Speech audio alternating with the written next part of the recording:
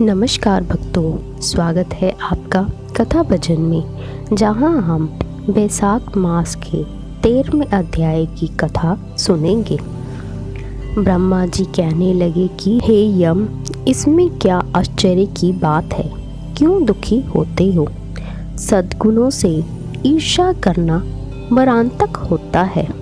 उसके उच्चारण मात्र से ही परम पद की प्राप्ति होती है।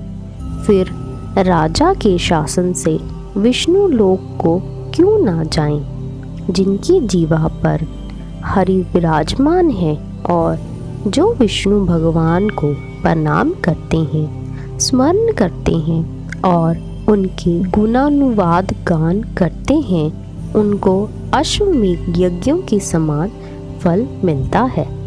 संपूर्ण पाप दूर हो जाते हैं।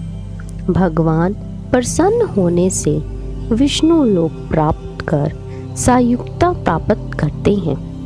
यज्ञ करने वाले कुरुक्षेत्र या सरस्वती में स्नान करने वालों को तो फिर से जन्म लेना पड़ता है, परंतु वैशाख मास में जो माधव भगवान के धर्मों का पालन करता है, उन पर विष्णु भगवान प्रसन्न होकर सदा उसकी सहायता करते हैं।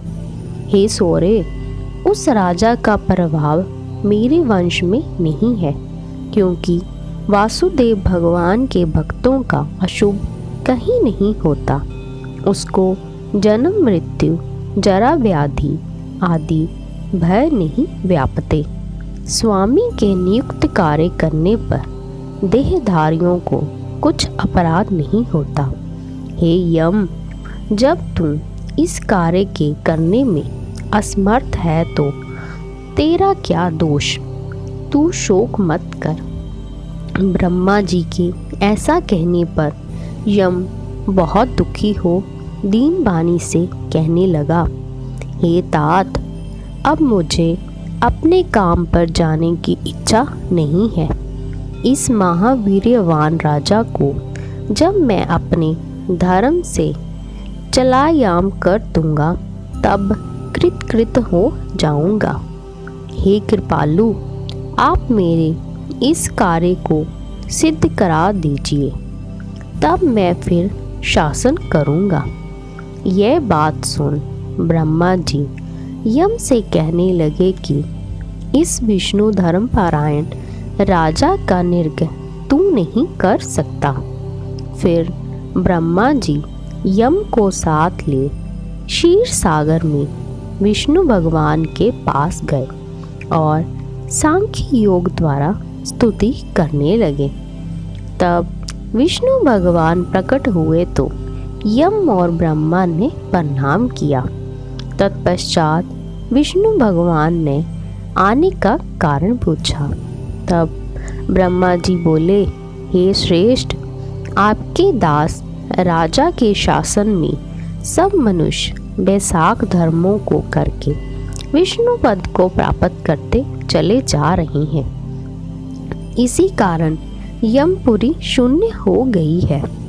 इससे अत्यंत दुखी होकर यम राजा से युद्ध करने गया और उसको मारने का दंड उठाया। तब आपके चक्कर ने इसे परास्त कर दिया, तो यह दुखी हो मेरे पास आया है। हम आपके महात्मा भक्तों को दंड देने की सामर्थ्य नहीं रखते हैं। अतएव हे महाविभो, हम आपकी शरण में आए हैं। इसलिए हे प्रभु, उस राजा को दंड देकर आप अपने यम की रक्षा करिए।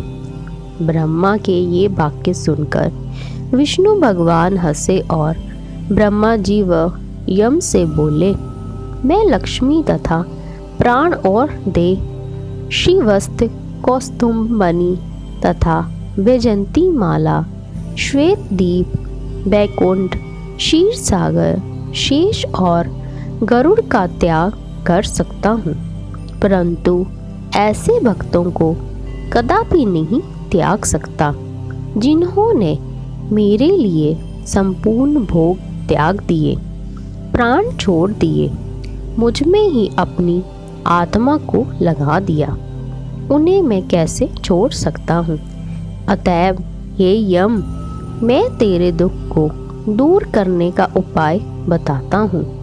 उस राजा को मैंने 10 सहस्त्र वर्ष की आयु दी है, उसमें से 8 सहस्त्र बीत चुके हैं। अब 2 सहस्त्र वर्ष की आयु भोग कर वह मेरी सायुज्य भक्ति को प्राप्त हो जाएगा। तब एक बेन नाम का राजा बड़ा दुराचारी होगा। वह सब वेदोक्त धर्मों को लोप कर देगा। फिर सब बैसाख के धर्म में नष्ट हो जाएंगे। फिर अपने ही पाप से बेन जल जाएगा। तब मैं पृथु का रूप धारण करके पुनः धर्मों की स्थापना करूंगा और बैसाखों तक प्रख्यात धर्म मनुष्य से कराऊंगा।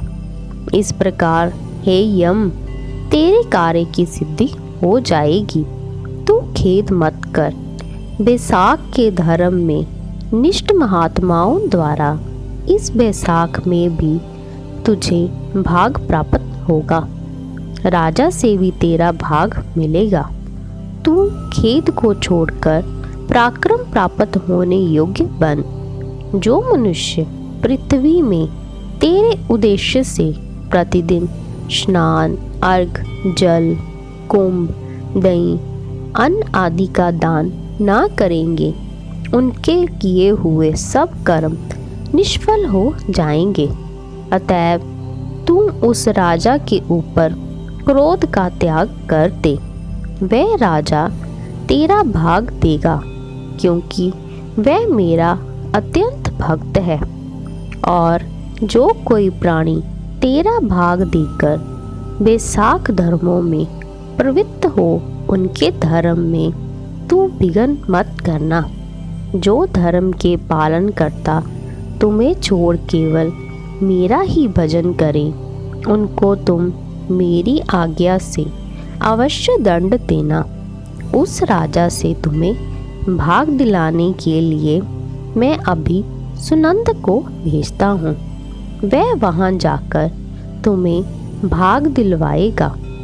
तब भगवान ने यम के सामने ही राजा को समझाने के लिए सुनंद को भेज दिया, जो राजा को समझाकर उन्हें भगवान के पास आ गया। ऐसा यम को आश्वासन देकर विष्णु भगवान वहीं अंतर्ध्यान हो गए तथा ब्रह्मा भी यम को समझाकर आज्ञा दे चले गए। यम भी कुछ प्रसन्न हो अपनी पुरी को चला गया। फिर सुनंद की आज्ञा पर राजा ने अपने राज्य में सारी प्रजा को प्रतिदिन यम के निमित्त स्नान, अर्घ आदि करने की तथा बैसाख धर्मों में यम को भाग देने की सूचना करा दी। अगर जो कोई धर्मराज का भाग नहीं देगा, उसके बैसाख में दिए कर्मों को यमराज स्वयं ले लेंगे। बैसाख की पूर्णमासी के दिन पहले धर्मराज के लिए जल का घड़ा, दही तथा अन्न दान करना चाहिए। फिर पतीश्वरों के निमित्त, गुरु के निमित्त, पीछे जनार्दन मधुसूदन भगवान के निमित्त उनकी प्रतिमा बनवाकर धर्म के चलाने वाले गरीब ब्राह्मण को शीतल जल, दही, अन्न, तांबुल, दक्षिणा और फल कांसे के पात्र में रख अर्पण करने चाहिए। और राजा स्वयं भी ऐसा ही करने लगा। तत्पश्चात राजा अपनी शेष आयु को पूरी कर यथेष्ट भोग पुत्र पौत्र आदि समेत वैकुंठ को चला गया। फिर बेन नाम का एक महानीच राजा हुआ। उसने सब धर्म तथा बैसाख धर्मों को लोप कर दिया। अतः सब प्राणी धर्मों को करना भूल गए। इसी कारण वैशाखों तक धर्म बहुत प्रसिद्ध नहीं रहा। विष्णु भगवान के कोई बिरले भक्त ही इन धर्मों को जानते हैं। इस प्रकार वैशाख महात्म के 13वें अध्याय की कथा समाप्त होती है। जय श्री कृष्णा।